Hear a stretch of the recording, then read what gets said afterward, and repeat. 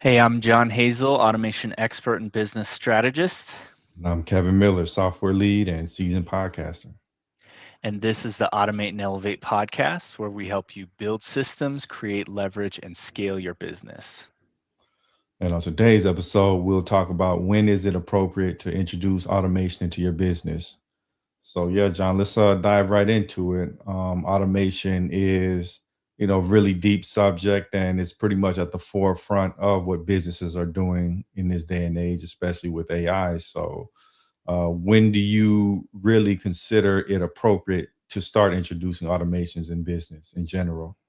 Yeah, it probably sounds like a weird topic because it's like you're literally listening to the Automate and Elevate podcast, and it's like the whole purpose is to automate, right?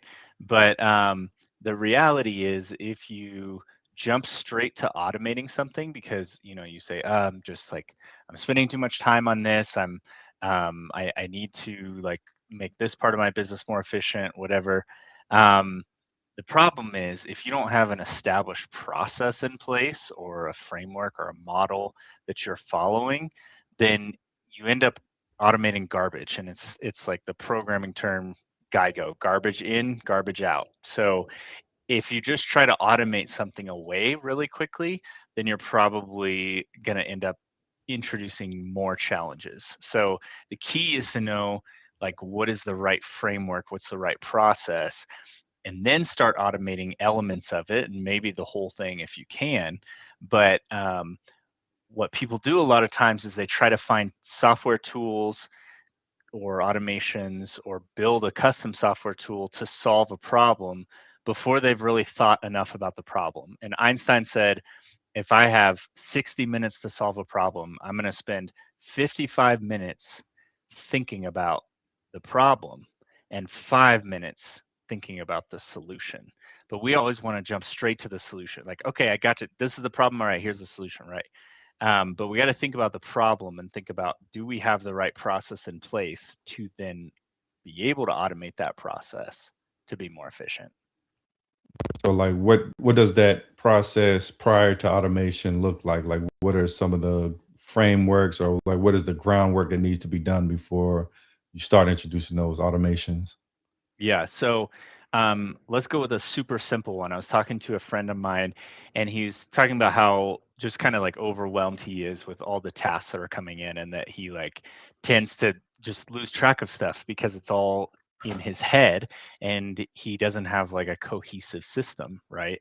And he was like, so I just want an AI tool where, when I get out of a meeting, I drop my notes in and it creates the tasks for me and it like keeps them tracked, right? I'm like, okay, that's cool and that can be very helpful, but if you don't have a framework underneath that, the system's going to be overwhelming. The AI system is going to hallucinate and it's going to put things on your task list that weren't even tasks, they were just notes, or it's going to miss things that were actually important. If you don't have the framework in place first, then that automation is not going to succeed the way you think it is, and you're going to be like, well, this didn't work. I need to find a different system. I need to create a different tool, whatever. So for me, the fundamental thing about understanding tasks and basically in general knowledge management, the fundamental model that I use is called Getting Things Done: The Art of Stress-Free Productivity. It's a book by David Allen. And it came out over 20 years ago, but it's still so relevant. There's a revised edition that integrates, that talks about technology's role in all of it. But the original book is perfectly functional even in 2026 because it's about fundamentals. It's about like this is the model that everybody has to go through in order to do knowledge management or knowledge work, I should say. And it's like basically everybody has to capture things, right? We all have things coming in. Our email is a natural inbox, our text messages are natural inboxes, right? But then you have things that like ideas that come to your mind. You have other things that come in like verbal conversations, whatever. There's all kinds of inputs, not just your emails and texts. And so you have to have a single like notepad app where all of those things are coming in.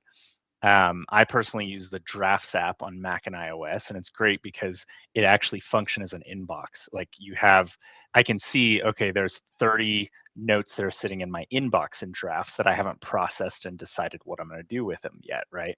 So you capture, and then you have to clarify. So I've captured it into my Notepad app, but have I clarified it and decided, is it actionable or not? So then I got to clarify and say, okay, this is actionable. So then the next question is, can it be done in 2 minutes or less? And if it can, just go ahead and do it while you're processing it, because it takes more than if it takes more than, or if it takes less than 2 minutes to do, it's going to take more time just to organize it into a system for later than to just execute it right away, right? So if this is going to take me less than 2 minutes, and then you set a timer, because a lot of times we overestimate or underestimate, and we will think like, oh yeah, I can do this in 2 minutes, and it's actually like a 30-minute task. So you set a timer for 2 minutes, and if you couldn't get it done in 2 minutes, then okay, well, I'm going to organize it into my action system. And then this is what I love that GTD does, getting things done, GTD, is that you have your calendar, which is like, should be sacred. It's like, this is your schedule where things go. But then you have lists, like you have a projects list that's like, these are the projects that I'm working on. They're all specific desired outcomes. But within those projects, like if you just put a project on your to-do list, it's easy to procrastinate it because you haven't clarified how to actually get there. So then you create next actions. You say, here's the next 3 things that I have to do, physical, visible next actions that are very clear and easy, like not easy necessarily, but it's obvious how to execute on them. Then you can move towards that project, right? So you have a next actions list, a projects list. Anyway, so if you can't do it in less than 2 minutes, then you try to delegate it. If you delegate it, then you put it on a list called waiting for. So that way you're still maintaining accountability for it. And then, you follow up on it once a week probably. And then you got, anyway, so those are just that's just like some of the fundamentals of that, right? But there's a lot more to it.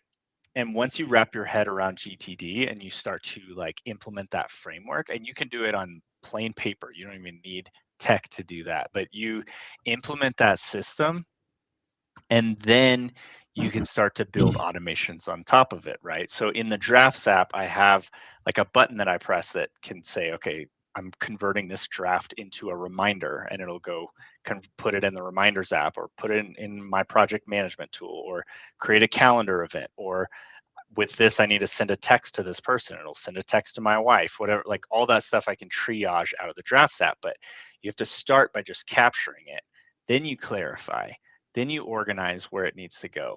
And then once a day and once a week, you got to reflect on all those lists, on the next actions list and everything, and review it and make changes if needed, right?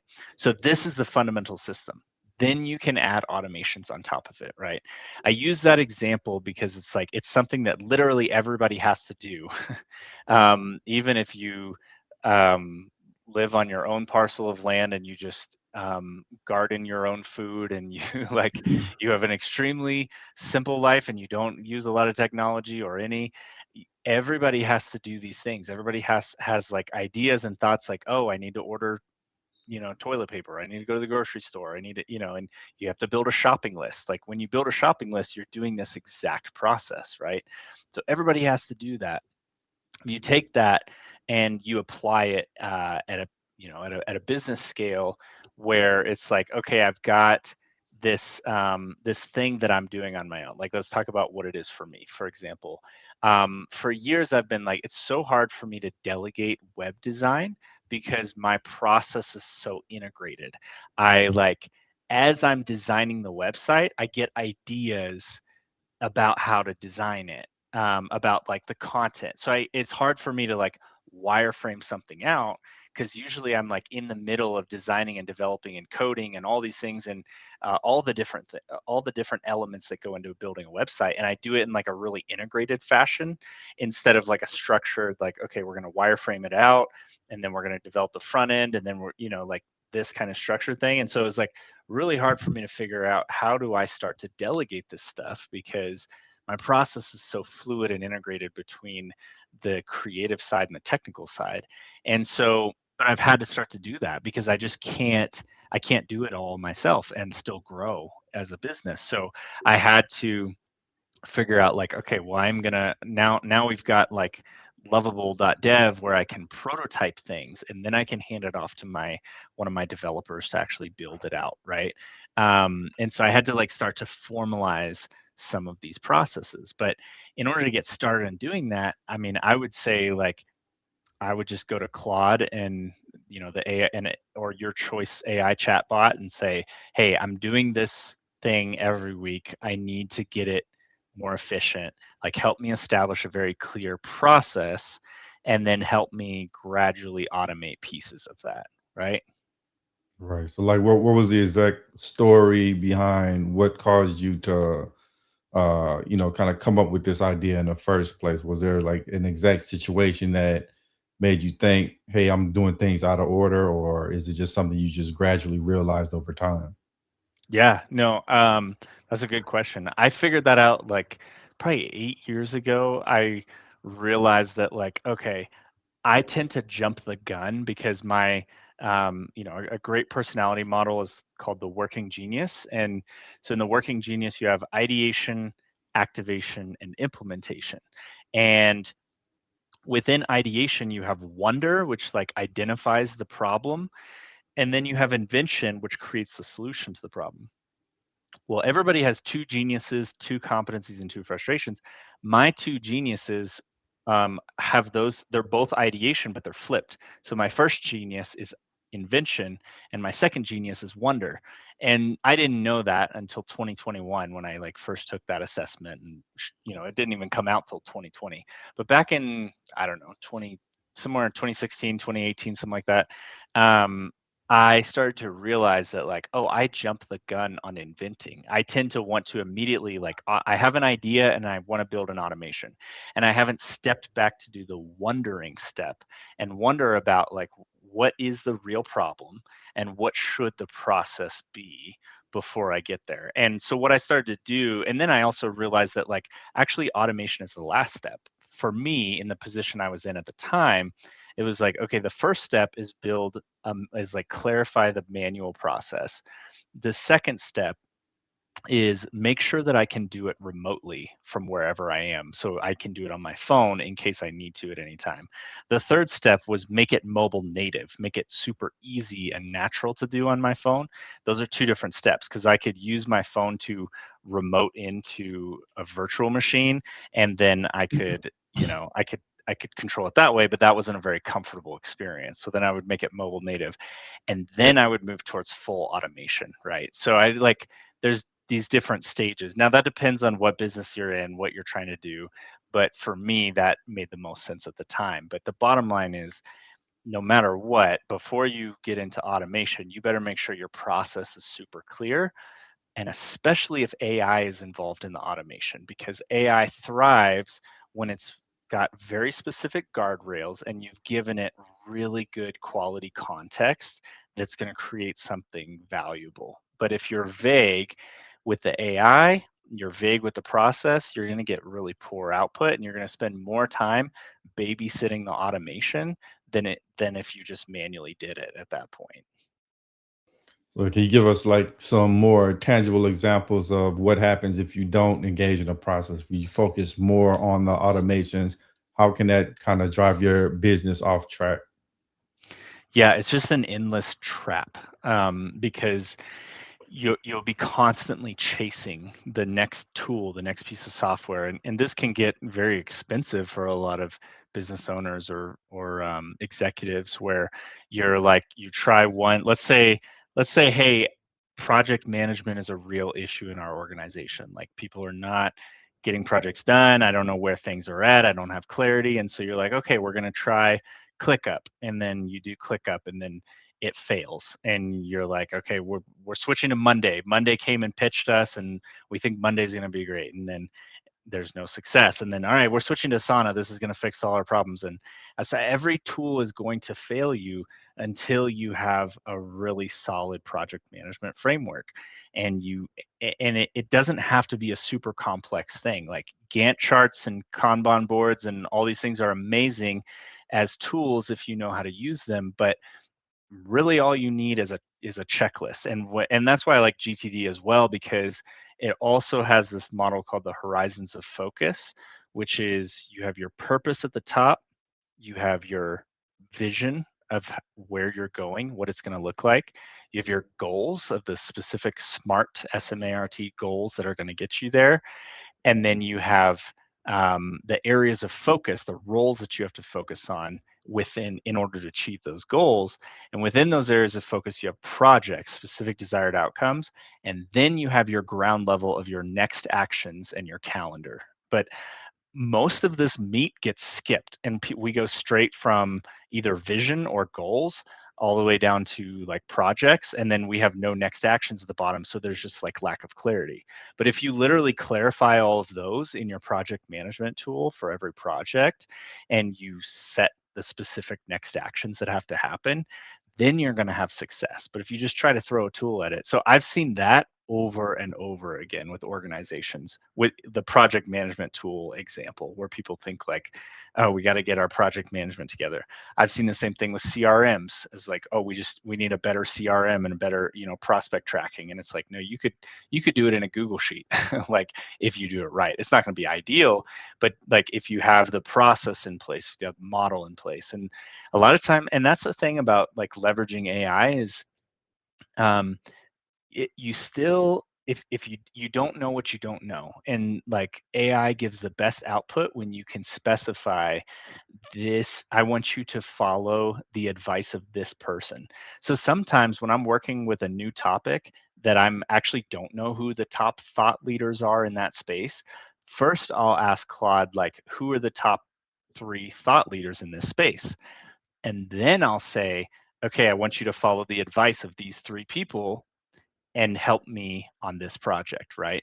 And what you end up getting is the average of some of the top quality knowledge out there instead of the average of the entire internet. And this is what prompt engineering looks like in 2026. You don't have to do the, back when ChatGPT, it was GPT 3.5 back in 2022, 2023, and we had to do this like role thing. Like, I want you to operate as a wise sage. I want you to operate as a master project manager.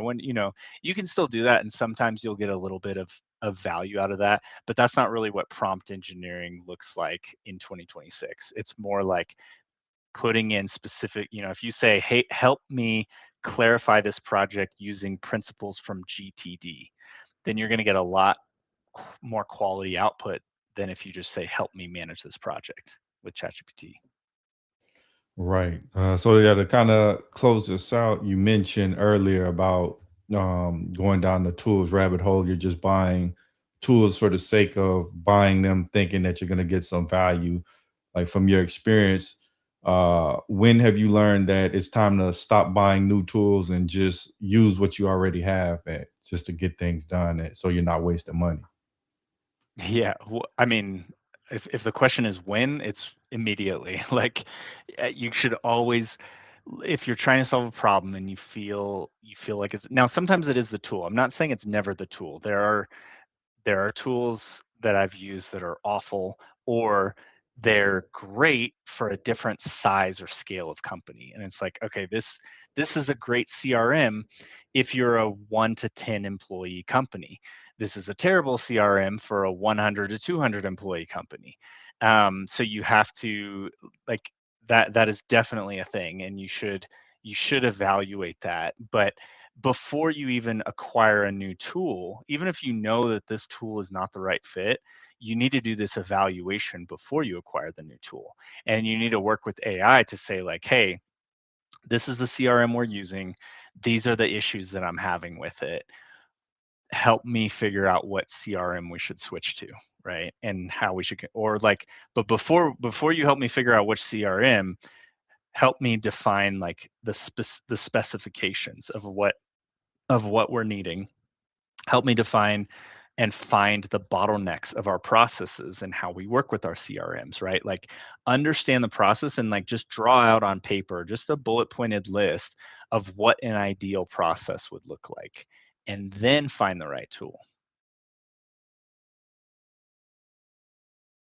Awesome. I think this is a great stopping point, man. Before we end this show, did you want to leave our audience with any closing thoughts?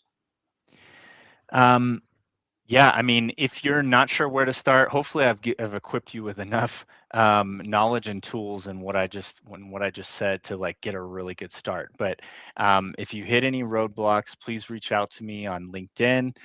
You can go to my website, johnhazel.com. I'd love to connect and help you unblock and unbottleneck and get to the next level in your business. Awesome. And we'd like to show appreciation for everybody that tuned in. We'll catch you all next time. Thanks.